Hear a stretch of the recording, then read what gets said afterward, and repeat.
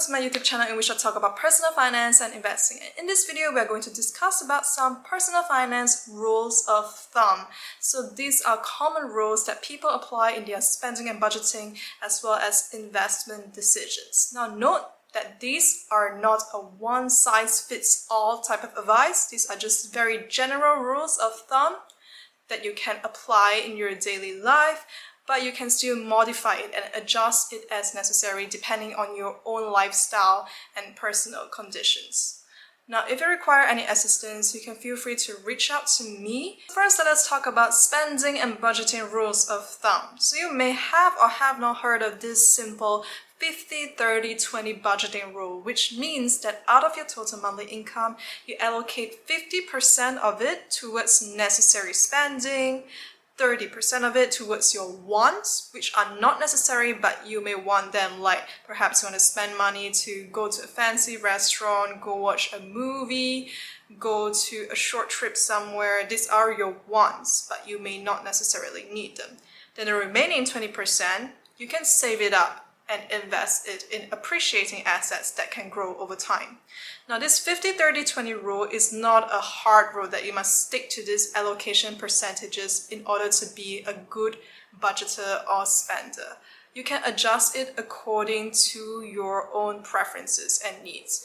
So for example, if you're able to save a larger percentage of your monthly income and invest it in appreciating assets, then you will be able to build your wealth faster. So if you really want to reach retirement early, you want to save enough money so that you can retire early, achieve FIRE, which is also known as financial independence, retire early, then you should save at least 30% to 50% of your monthly income and invest it.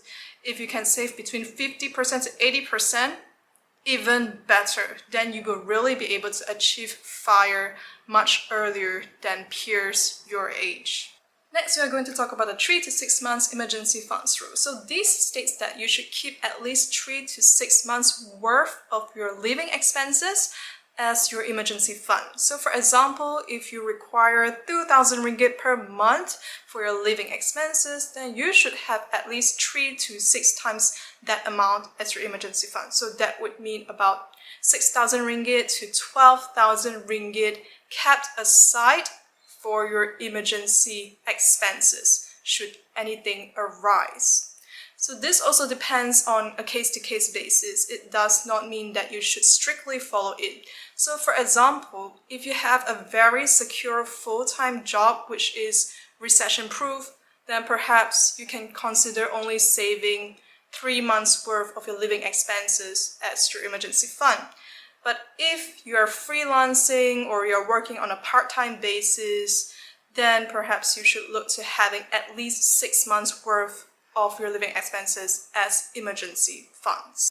So for these emergency funds, since you might need it to be liquid because you might not know when an emergency would arise and you need to quickly get the cash to use, so you should keep it aside in a liquid asset. So in the form of cash in perhaps a savings account or a fixed deposit account, but then savings account and fixed deposit accounts pay you very low interest, and some may also lock your funds up for perhaps 1 year before you can withdraw it without any penalty.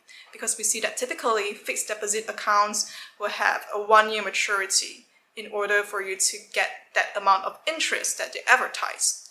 So another better alternative is to invest in the money market fund.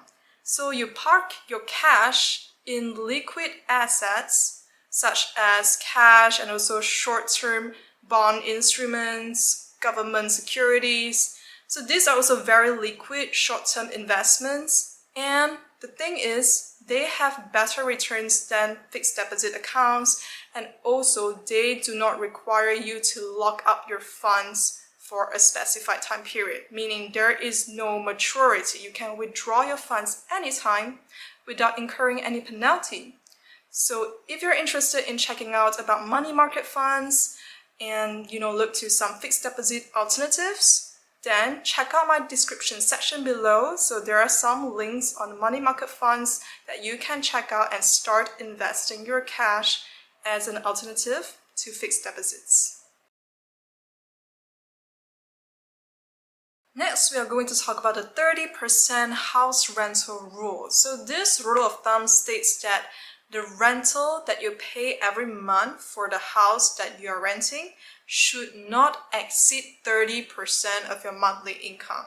So for example, if you earn 5,000 ringgit every month, then your rent should not exceed 1,500, which is 30% of 5,000 every month.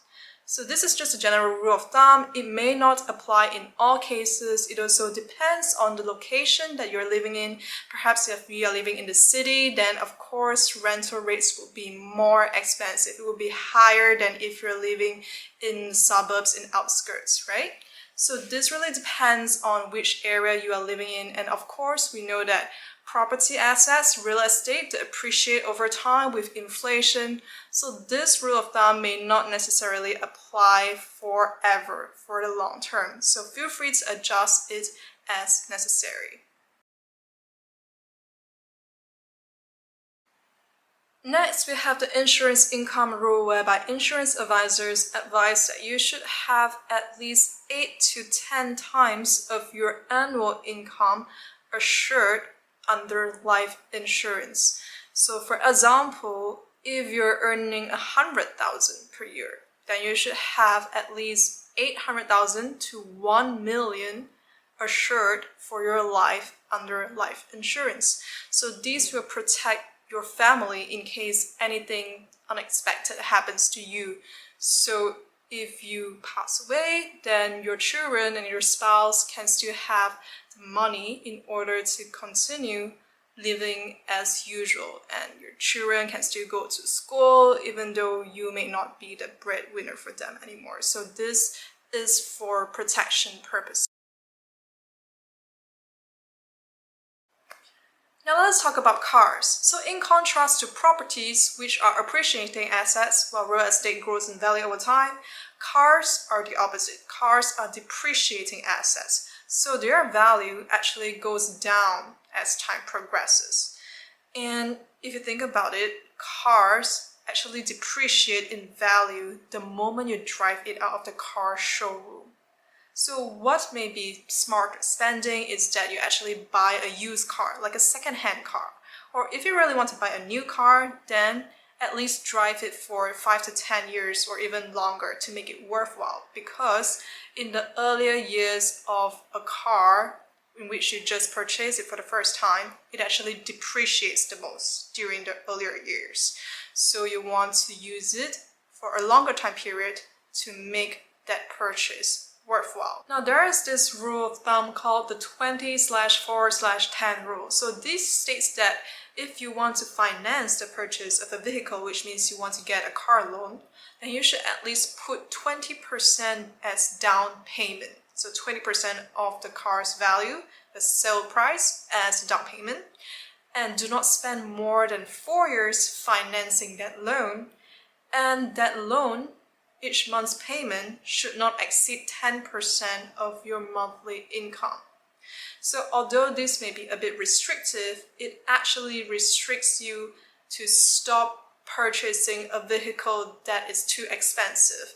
So it stops you from spending too much on depreciating assets. You would rather want to spend more on appreciating assets like real estate.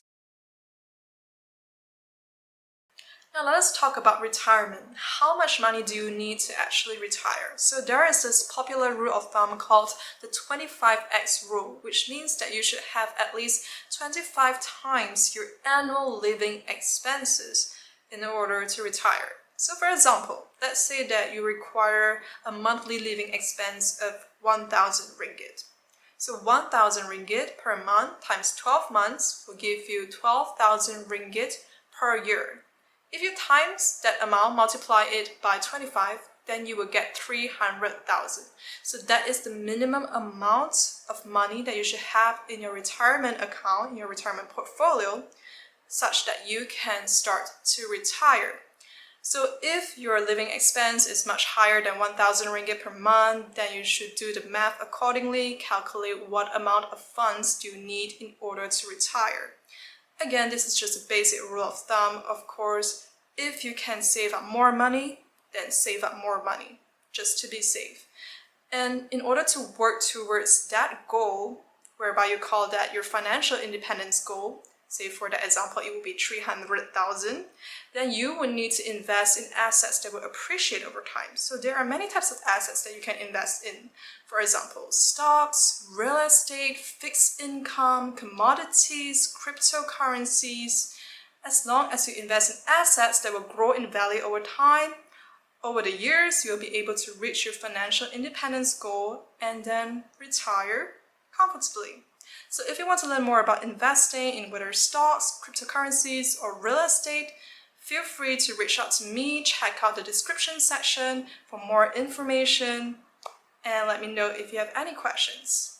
Now, how much should you actually allocate your investments towards stocks? Because stocks is actually a popular asset category for people that want to invest for their retirement.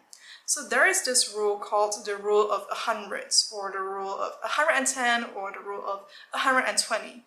So what this rule says is that you should deduct your age from that figure, whether it be 100, 110, or 120, in order to get the preferred allocation for equities. So for example, you are age 30 right now. So if we take 100 minus 30, that gives us 70. So this means that your ideal asset allocation for stocks would be 70% of your entire portfolio. Or perhaps some people may use the rule of 120. So 120 minus 30 gives us 90. So that would mean that you would want to allocate 90% of your entire portfolio towards stocks. So this would actually be more risky because stocks are riskier than a lot of other assets like real estate or fixed income. Now, of course, if you want to talk about cryptocurrencies, they're even more risky than stocks. So you would want to limit that percentage allocation to cryptocurrencies in order to safeguard your portfolio. However, if you are still young, then you can afford to take on more risks, then you can increase your allocation to riskier assets depending on your own preference, your own investment goals, and your risks. So if you have learned something from this video, do give me a thumbs up to help the YouTube algorithm, and also subscribe to my YouTube channel for more tips like this on personal finance and also investing. Let's learn about cryptocurrencies and the stock market together, and also how to spend smarter and save more money. Alright, comment below on what should my next topic be for my YouTube video, and I will see you the next round. Thank you.